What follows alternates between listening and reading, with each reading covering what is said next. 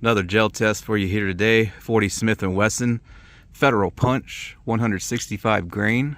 Knox 10% ballistic gelatin. Our calibration today is coming in at 3.7 inches. We're always temperature controlled here. Optimal temperature for this stuff, 39 degrees. So on days that it's not literally freezing out, transport it in ice to make sure it stays nice and chilled. Gonna use my Glock 35 here because that's the only 40 I own.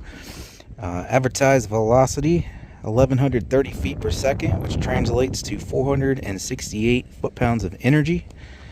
We'll have the chronograph set up in front here to hopefully capture some reads on the velocity there. We'll do a single layer t-shirt first, and then separately we'll do 4 layers of denim as well. And here's a close-up for you on those before we get started here. And by the way, I tested these previously in 9mm. I'll go ahead and put a link in the description of that video if you want to check it out. Or you can just check out the 9mm gel test playlist on the channel. Well, it looks like I'm going to be fighting the wind a little bit today, but we'll go ahead and get started here. At the end, we'll have retained weight and expanded diameter measurements. So let's go ahead and get started here with a single layer of t-shirt.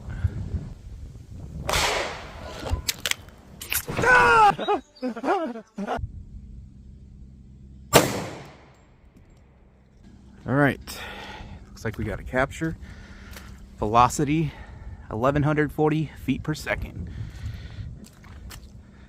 There's the entry. Nice big wound channel there up top.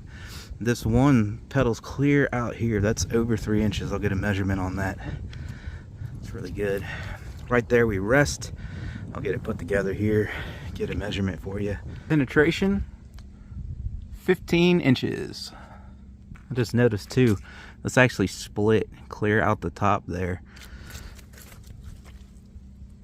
There's from the side on that.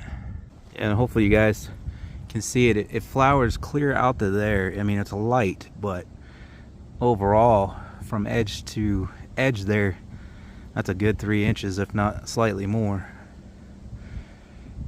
You kind of see it down in there. It's just hard to see. It's not as vibrant as this. All right, now with the 4 layers of denim. All right, came in a little higher on that shot than I intended to, but we still got a capture and the velocity 1121.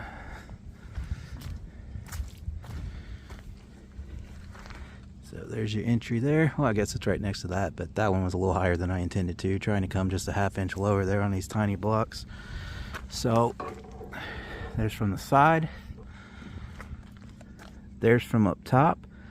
Still massive damage even through the denim, and even though we didn't get what I would assume not quite as much expansion, because typically through the denim you will see reduced expansion, but looking at it there, looks pretty good. This one doesn't look a whole lot better in the block, but let me get them pulled out and we'll take a closer look.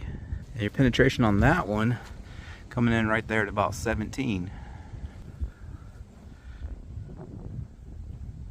All right, pretty plain to see here which one went through the denim there.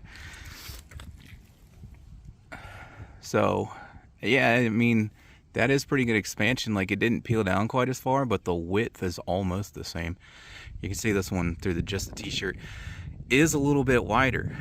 But see, I get comments all the time for using the 4 layers of denim, that nobody wears 4 layers of denim or whatever, because apparently people don't understand it's just to simulate thick clothing and even thick animal hiding. It's kind of worst case scenario.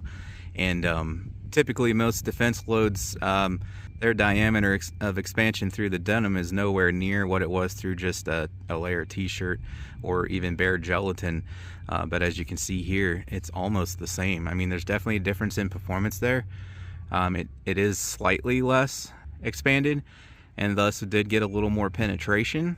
But the overall performance between t-shirt and denim here with this load is a lot closer than some other comparisons I've done. So that to me would separate this, at least in 40 Smith & Wesson here, out of a full-size pistol as being one of the more elite loads. Alright, so we'll weigh these. Keep in mind there is some gelatin trapped under these pedals. Whoa, I'm gonna lose that. The wind's really kicking up on me here. It's been fun today. Look at that thing flicker. That's from the wind. Through the t-shirt. Come on, die down, wind. 163, 129.78. It's flickering a little because of the breeze we have today. It's kind of, I don't know if you guys can hear it on the mic or not, but it's blowing pretty good. It's like 10-mile-an-hour winds today. Come on. Through the denim. Come on, stop. The wind keeps hitting it. Yeah, it's, man, I'm gonna have to like time this in between the gusts of winds.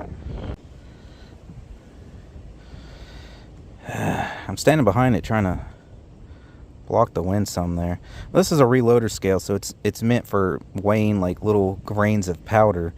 So it's real precise, so whenever it's windy out here, it flickers back and forth on me there.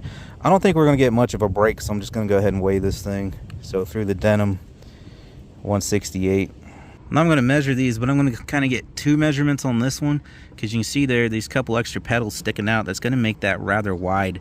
But if you look at the rest of it, the other 3/4 of it, it's all, you know, that's kind of, the rest of this is uniform, where these just happen to be sticking out. So if not for those, it would have a slightly smaller diameter. So I'm going to measure it this way, and then I'll also get a measurement with those pedals sticking out. But the one through the denim, coming in at 0.593, so 59 caliber. And the first measurement on the one that went through the t-shirt, not including those pedals here on top that stuck out a little extra far, 0.600, pretty much on the dot there, so 60 caliber. On the widest point there, I had to do it this way because I couldn't get it to hold on to it, so I got her upside down there. Widest point with those pedals sticking out there is 0.692. So that about do it there. If you guys want to get yourself one of these calipers, scale, shooting bag, chrono, steel targets, and more, links in the description.